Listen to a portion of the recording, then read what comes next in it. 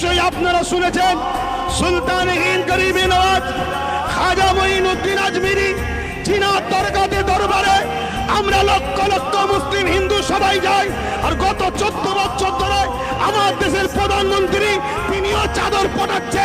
আরে কত বড় আপনি নিমক হারাম, আপনি নিজে চাদর পাঠিয়ে সেই বাজার থেকে আজকে ভাঙার চক্রান্ত করছে। আমি যুব সমাজকে জানতে চাই, শুনে রেখে দাও, গরিবে নওয়াজ তিনি যিনি তিনার ইশারায় ঘোড়া বসেছিল, সেই ঘোড়াকে তোলার এমন করে সেই সময় ক্ষমতাশালীদের ক্ষমতা হয়নি। আজকে গরিবে নওয়াজের মাজারকে যারা তুলতে বলছে, প্রয়োজন হলে আমরাও এখান থেকে হুজুরের রওজাতে যেতে রাজি আছি না নাই? সত্যি করে বলো, রাজি আছি না নাই?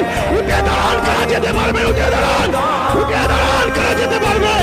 দিল থেকে বলছেন যেতে পারবেন, যেতে পারবেন। এ লড়াই কিন্তু শেষ থেকে ছাড়তে হবে। কেন বার হয়েছে, কাউকে খেতে দিলে সে শুতে চাইছে।